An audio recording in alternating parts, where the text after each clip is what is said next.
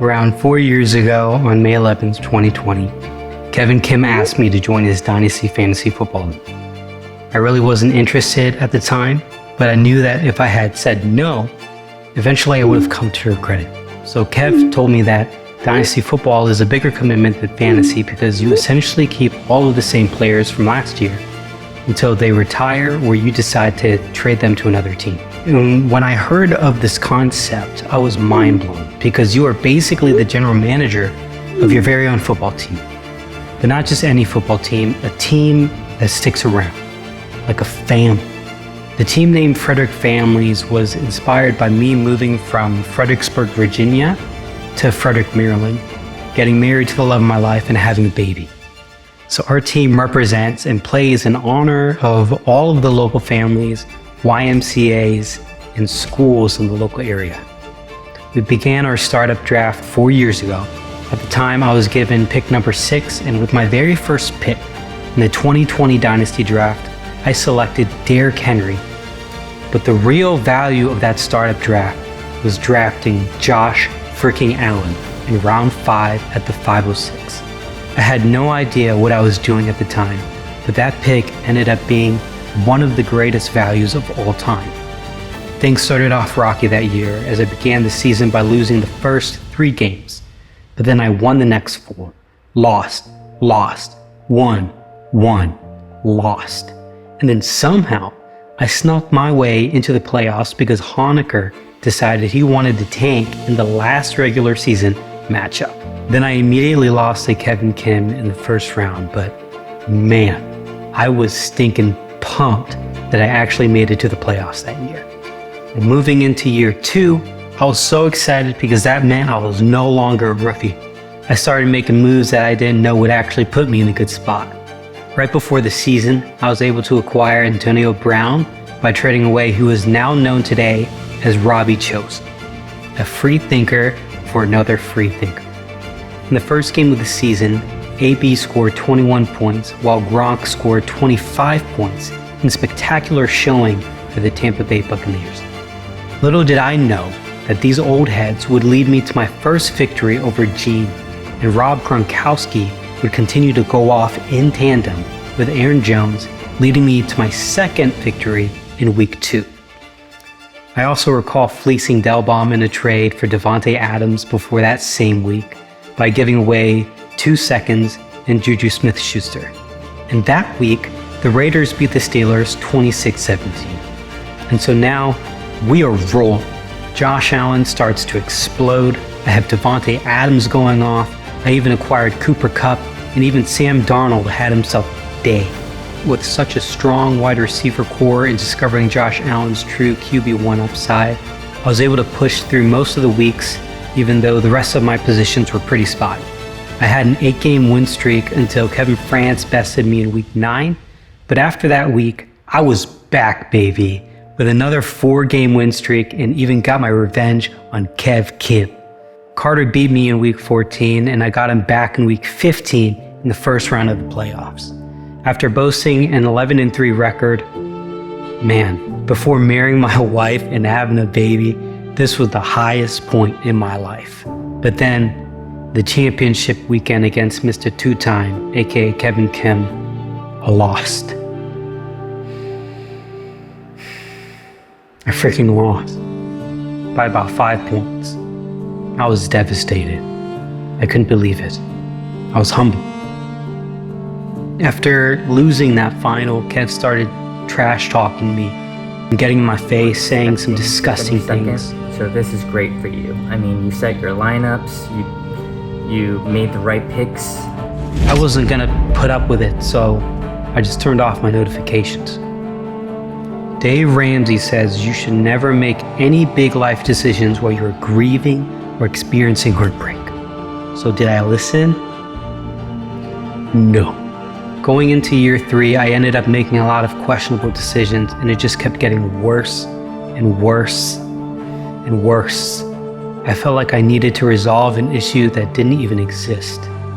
On July 2nd, 2022, I traded Josh Allen for Trevor Lawrence, Jonathan Taylor, and Brandon Ayuk, thinking that you should sell your star players at their peak. and I idiotically used trade calculators to validate my poor decision. I had no idea what I was doing. I failed to realize for some reason that this wasn't Josh Allen at his peak. This was Josh Allen at the start of his origin story.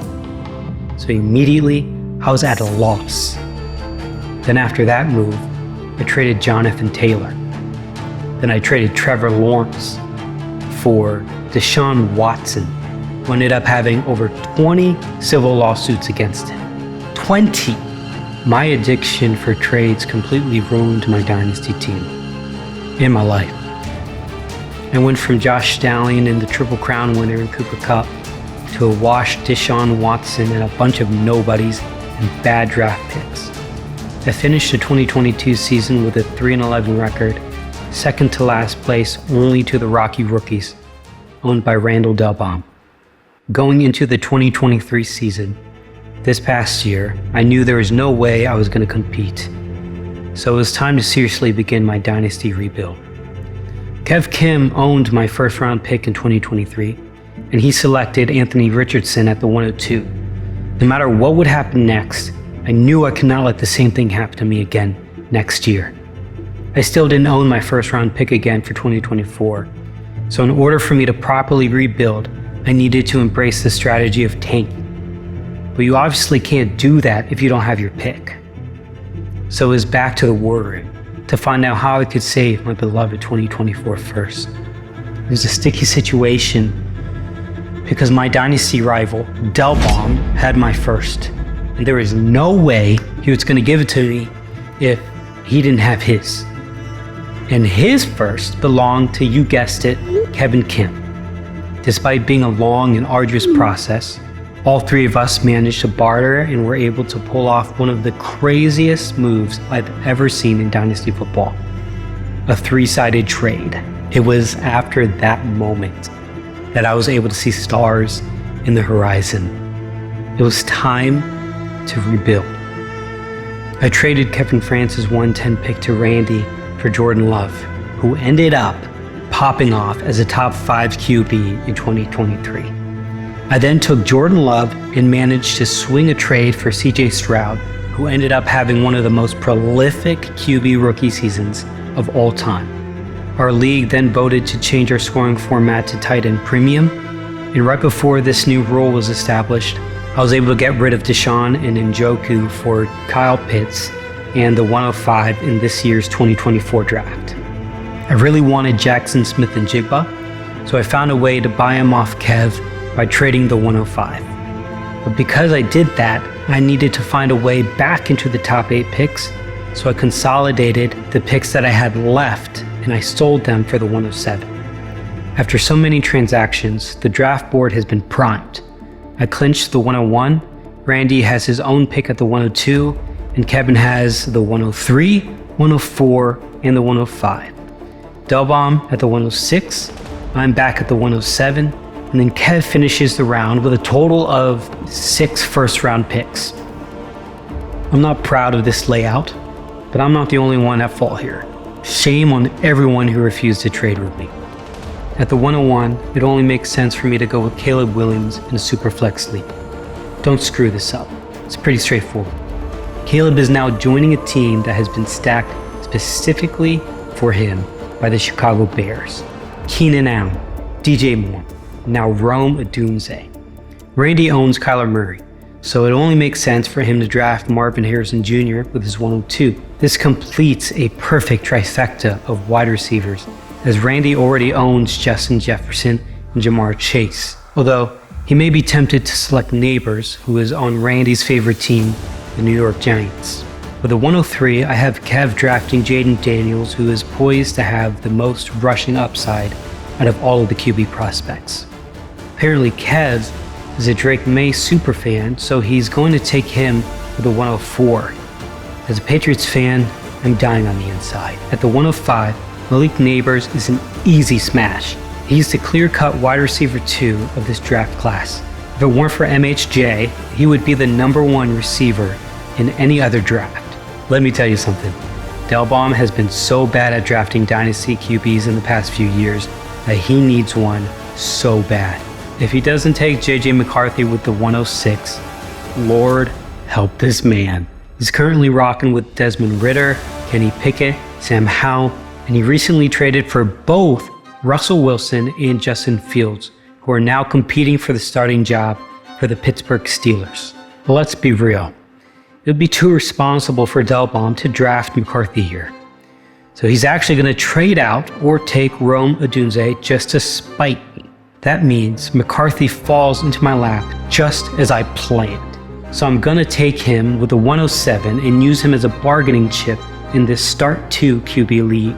He could not have landed in a better spot where Justin Jefferson and Jordan Addison reign supreme. Outside of Raiders fans, nobody wanted Brock Bowers to land in Vegas. They already drafted Michael Mayer last year using an early second, but Bowers is a talent over situation type of guy. The fastest 40-meter run at the Combine in NFL history was recorded by Xavier Worthy, and he now belongs to the Kansas City Chiefs, who traded up in the first round to get him.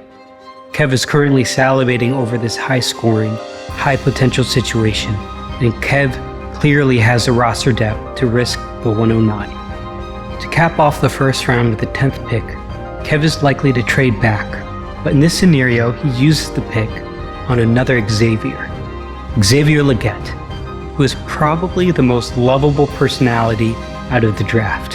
Xavier, you woke up a Carolina Panther. Did you have to pinch yourself? Say it one more time. So you woke up a Carolina Panther this morning. Did you have to pinch yourself a little bit? Oh no, man. I woke up ready, man. I got a call right after I got dressed. They was coming to pick me up at 9:30 in the morning. I told them I'm gonna be ready. I have no idea how this draft will actually fall, but I'm ready to take on the 2024 season and fight my way back into contention. Ever since I was a baby, I was a Patriots fan. So it's going to be very challenging turning my head away from Drake May in this year's draft. I took way too many Patriots players in the past few years of fantasy, and it burned me bad. So it's time to grow up and make the right decisions. While I still plan on rebuilding through 2025, I don't think I'll be the next year's 101. So who do I think will have? Last place belongs to Jeans, manager of the Duval Dirty Dogs, and he already traded away that pick to Kev.